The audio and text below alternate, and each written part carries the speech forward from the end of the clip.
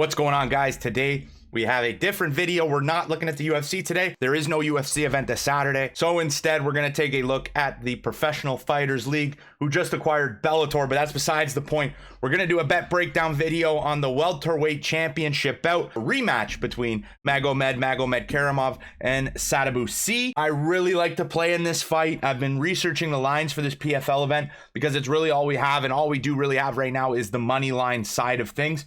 And the last time these two fought, Magomedkerimov was a 10-1 favorite.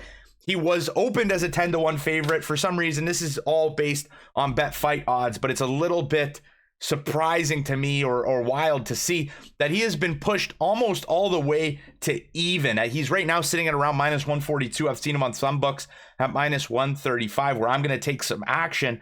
But Magomedkerimov and Sadibou Sy, they fought way back. And Magomedkerimov absolutely dominated the first time they fought. He was able to take Sadibou Sy down a bunch of times. Even in the stand-up, he was more forward pressure, landed more strikes on the feet as well. So it was an all-in-all Magomedkerimov dominant performance, but nonetheless, I'd be ignorant to say that these two fighters have not improved since. And even looking at that first fight, there was some worrisome signs here. The worrisome side for me is definitely the striking and the chance that Sy could knock out Magomedkerimov.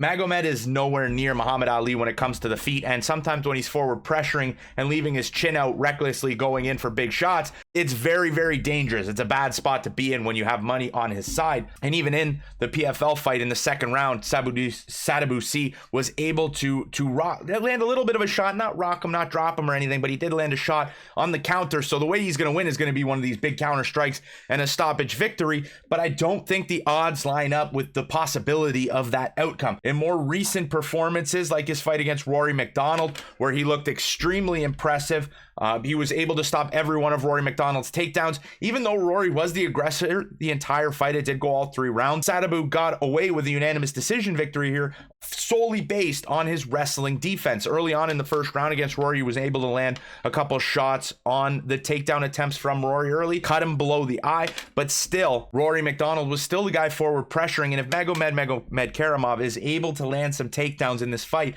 it's going to go exactly like the first one. Also, in their very first fight, Magomedkerimov only really grappled for about 50% of the fight. I think if you can get that number to 75%, it'll be even less of a sweat, and we'll just be taking our money, taking our ticket to the cash window. And we're going to see Magomed win the PFL Championship again, and that's what I like to see. But still, not all bets are perfect, and the caution flags are still there. With Sadibou, he's been training with great guys. He's trained with Sean Strickland.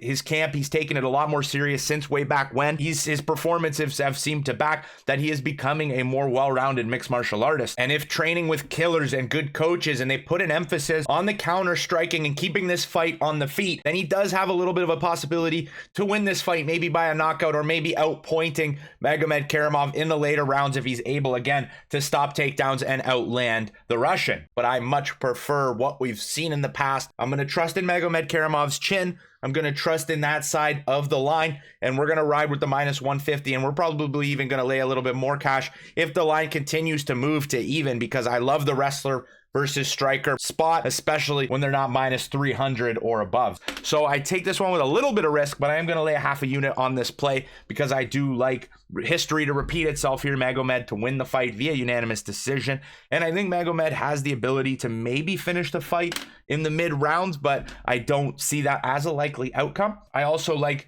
that in Sy's recent win streak. He's on a 7-fight win streak currently. He won the PFL Championship in 2022. Magomedkerimov had some visa issues for the first fight, so he didn't get the full allocation of points in that season, but still, Sadibou was defeating tough guys. Rory MacDonald, Jarrah Hussein Al-Salawi, who is a very good regional fighter and brave. So I was really surprised when Sy was able to land a huge knee to the body and put him away. But again, in the semi-final fight against Carlos Leal, who I don't think is on the level of Magomedkerimov, Sadibou Sy did not look as impressive as I think the line here would say he did. So I'm going to lock in Magomedkerimov to win by decision, but just taking him straight up on the lines at around minus 135. And if you guys want to take a little bit of risk, you might be able to wait because the line has come from big favorite Magomedkerimov, and it's bringing him more and more to like the -110 range. And to be fair, I don't think Magomed is as good as he was back in the day at welterweight. But let me know what you guys think in the comment section below. Do you think Sadibou Sy can earn his second PFL championship, or do you think Magomed the Russian is going to earn his second PFL championship? But that'll do it for today's video, guys. If you enjoyed, smash the like button, and